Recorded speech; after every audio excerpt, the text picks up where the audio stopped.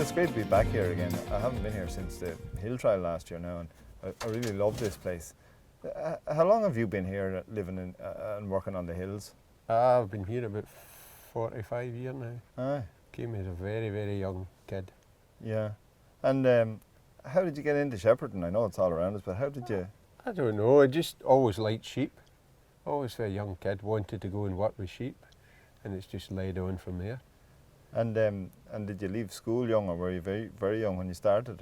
I was escorted out of school Oh, yeah? rather than leave. Oh, you were sort of a genius. Yeah. No, I had a job working with sheep. Yeah. When I left the school, so I started and it's just went on from there. And so you must have got dogs young then too, did you? I wasn't. My father worked with beef cattle, so I never really knew how to work a dog. Yes. When I left the school, but I was lucky because the man, my first ever job was with a former Scottish champion, and he sort of instilled in me how to properly work a dog. Yes, yes. And but I just had a dog for work, did odd trials, but it was always sort of nipping away at me to compete at them. And now you're a contract shepherd, and I'm looking around here, and is it, like I see these typical the black-faced sheep in Scotland, is that what you farm all the time? Oh, we're mostly blackies, because it suits the type of hill ground we have, and they seem to be the most versatile for our job. And what sort of numbers would you be dealing with? A contract 650, but I'll look after another 450 here as well, and about maybe 70 cows. Yeah, geez, that's a lot of stock. Yeah. And do you train a lot of dogs, or do you sell dogs, or do you just find the kind of dogs you want? I sort of maybe get 4 or 5 pups a year, kick out the ones I don't like young, and then train away the other ones, hopefully have a nursery dog, and then sell it. But not a big buyer and seller. And I like training young dogs if they're good enough. Yes. But I have no patience for. And when you start dogs, like, it must be very different to the rest of us. Like, I have a round pen and things like that, and I only have a few sheep. And I'm looking at all the fields I see here are all massive. Like, how do you, when you start with a young dog, how does it go about? I'll take it if I out and let it show a bit of interest, and maybe an older dog holding them or up against the fence, and try and get a little bit of discipline into them, and then just basically hold them. Or at the right time of year, you can take a young dog to the hill and just let it go. They do a lot of things wrong, but it'll come to go right. I see some fellas, and well, it seems like their theory or their philosophy on it is to set it up so that the dogs can't make mistakes, and they only learn how to do everything right the first time, and they never develop any bad fashions. What do you think about that? Okay, if you want to train them quick, fair enough. But if you want to break them properly, I think you've got to take them to work. I train them on work, and just let them rumble on and see what they've got in them, tire them out, and just put them under pressure at work. And if they take it, then you're finished with a right broken dog at the finish, not just a trained dog, just a broken dog. A well-rounded dog. Aye, ready for work. And like I see on the internet and all, I always see these young dogs, and they're going very well. And to me, I'm always surprised. I think, how do they do that? What's your feeling on that? Or is it important to you to get them out like at 15 or 18 months old and win nurseries, or do you look at it slightly different? I think with these people, it's a quick turn of money with that kind of dog. I'm not saying that kind of dog would suit me. Yes. But I'll just take them out and train them, and you have to have the facilities. These guys, that's the way they're making their money. So if that's what they want to do, good and well. I remember watching, you reminded me of a movie I watched one time, and Al Pacino was in it, and he was showing somebody how to tango, and she said, I don't know how to tango. And he said, don't worry, just tango. You tango in, and you make a mistake, just tango out. And that nearly sounds like the way you train dogs. Just iron the mistakes out as you go along. Yeah. No, it works fine, but you'll not train many dogs that way. Yes. And so, like, when you're taking out a young dog, typically going to work and all, I suppose he could be out all day, and he could be out for days with you. Just sometimes, let them run beside the bike. Yeah. Just have them in a collar, and once you've went round the hill, the daftness is out their head, and let them off. You maybe round up 10 sheep out in a hill where there's nothing else round about. Give it a wee turn, put it back in the bike. Yeah. Just do it as part of your work.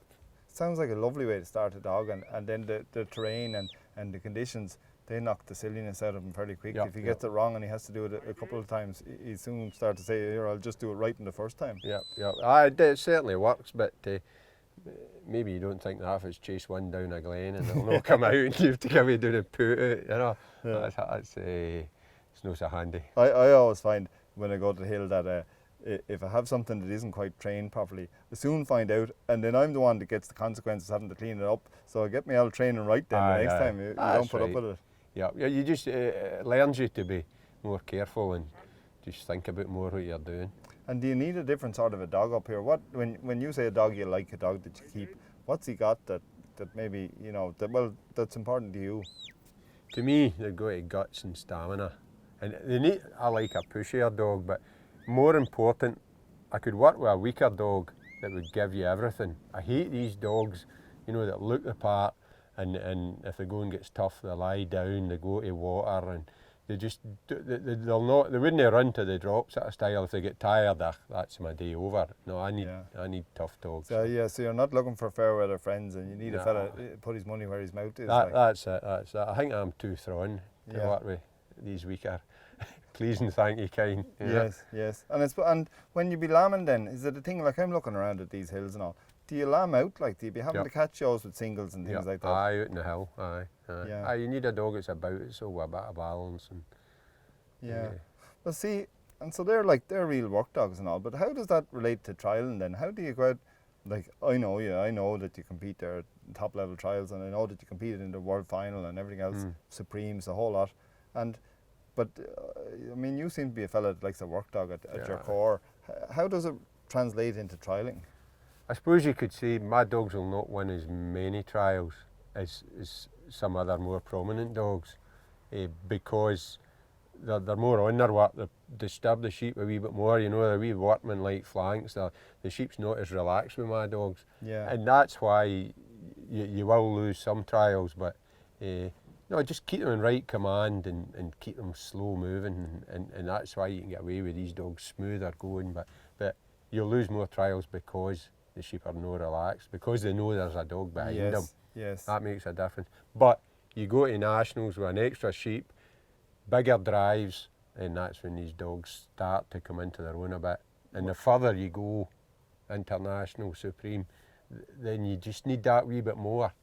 And that's when some of them fall by the wayside, and these kind of dogs hopefully should kick in. That's what I used to wonder. I was thinking, you know, I see very nice dogs winning on Saturdays or Sundays in Ireland, and I was thinking, what is that extra thing that's able to kick them up to the next level? And I know it's not, like I see your dogs there, and you know, maybe their flanks aren't big and wide and perfect and all, but still they're perfectly effective to get you to world finals. That's right. They're effective flanks. The dog doesn't need to be way out there. You know, I think that's handler satisfaction flanks. They just put them out there to make themselves feel good. Yes. When they could do it just easily with nicer, less flanking and more contact. And so, given the kind of dog you like and the things that you enjoy in a good dog and all, I know you judge a lot. Does that affect how you judge? You know, you're looking at things slightly different maybe than the rest of us, or some of us anyway. Well, with my judging, I'm pretty strict in lines. You know, I can't understand how many people will fetch or drive sheep off line. You know, what is the point of driving them straight 5 yards off a line? You know, I really dislike a dog at the top of the field that gets the sheep off line and can't put them back in line. Yes. You know, falls in its flanks or avoids the sore bit, or hammer that hard. You know, because I just can't be doing that type of dog. And what do you think that sometimes when you be judging, a fella will get offline, but he'd say, "I'll keep him straight," and do you think maybe the judge won't notice, and you like him to get him, put them back in where they should be, and continue? Yeah. It's quite funny because when you judge, you notice how cute some handlers are. They can't put them back in line, so they just drag them down the field offline and then slip them in line. You know, and they get away with it a lot of the time. But when I'm on the pencil, you get away with it until you're on the pen. Yeah, because I know the tricks. When you do the tricks yourself at times, you see the others doing it, you know. But then, do you think it's also important for people to judge? Like, does it sort of wake you up as a handler when you do a bit of judging that you start to get aware of more of it? Like, you do, and you notice. It makes you think when you're out there running. You know, I have to get that. When you see as many people not doing it, you think if I do that, you know, it's going to give me more of an edge, more of a lead sort of style. Yeah, so it's good for a handler to do a bit of judging if they get the opportunity. Yeah. Another really good thing I think that people should do is get somebody to video your run. Oh yeah. And go home and watch it, because I remember a few years ago I thought I was all done to a trial. There'd been a Finnish woman over and she videoed it, and at night we're looking at it and I think, you know, geez, I was further offline when I lifted them than I thought I was. I let them go a wee bit here, and I'd forgot about that when I come off. Yes. So the judge probably wasn't so far away as I thought he was, you know. Yeah, and it's good to tell yourself the truth, like. Yeah. Oh, definitely. Yeah. You see wee waivers you didn't think you had, and just even the video yourself. So get somebody to video you in a field working your dog. Yeah, and that's interesting, all right, and I hear that a lot from good handlers that you kind of have to be honest with yourself. I was talking to somebody and we were talking about shedding and for the Supreme, and he said when I picked the sheep I want to hold, you know, I don't change and pick other ones then because it happened. You know, I suppose it's like training the dog. You have to kind of hold yourself to the rule, like. Yeah. You've got to have a plan, and a way of working and a plan and to suit you and your dog. Yeah. I think. And then the thing that interests me, well, one of the things that interests me about you is, like, you're surrounded with blackies and you're working with blackies all the day, and I enjoy blackies, but I mean they're a very distinct type of sheep in the way they work. But then you go over to somewhere like the World Trial, and I heard people saying that, you know, the sheep are hard to shed in Holland, and for us, you know, who are not used to them, but it doesn't stop you getting to a final, and you're a shepherd out here with your working dogs. How do you go over there and adjust to that? Like, you never meet sheep like that. Yeah. I know it was. It seemed to be in the qualifying rounds that got away okay at the shedding. Things worked and the dogs did fine, but in the Supreme I did come a bit undone in the shedding ring. Yeah.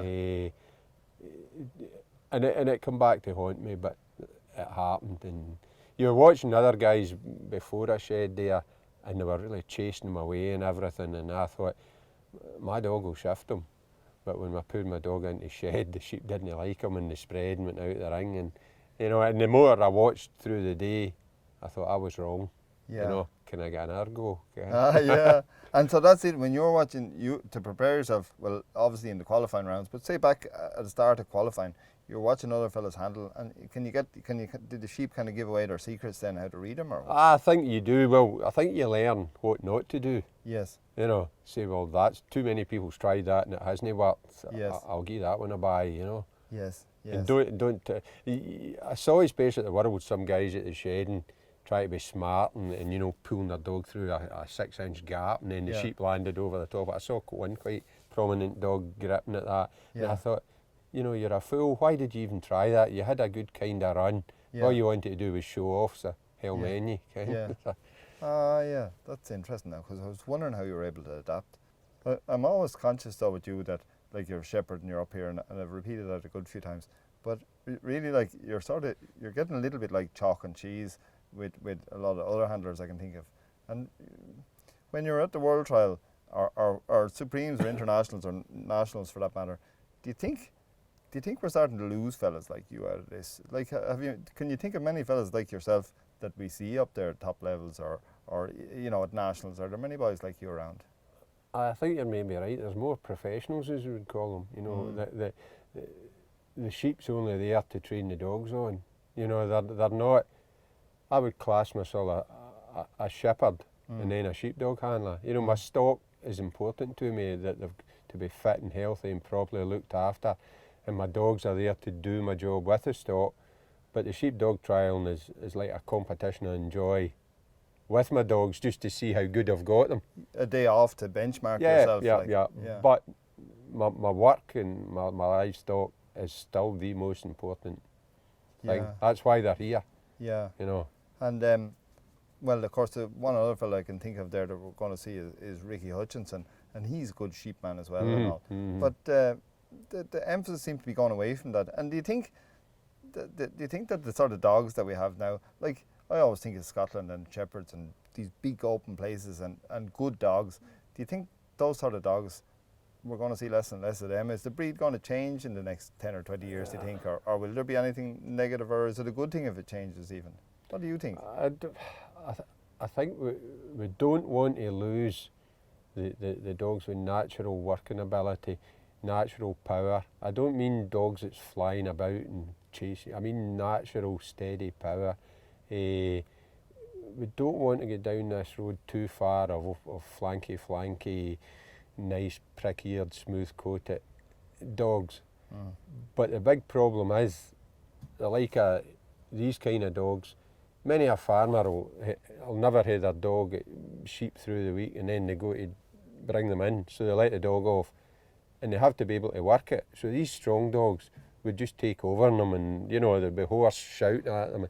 So they want something a bit easier, and these dogs is suiting them. So they just have to watch they don't go too far that way. There's a little bit of a price tag with these dogs in that you might have to wait a bit longer, and you might have to work a bit harder yourself. You mightn't just be in the winners right away, or like you said, you mightn't be in the winners on Saturdays and Sundays too much. That's it. That's right.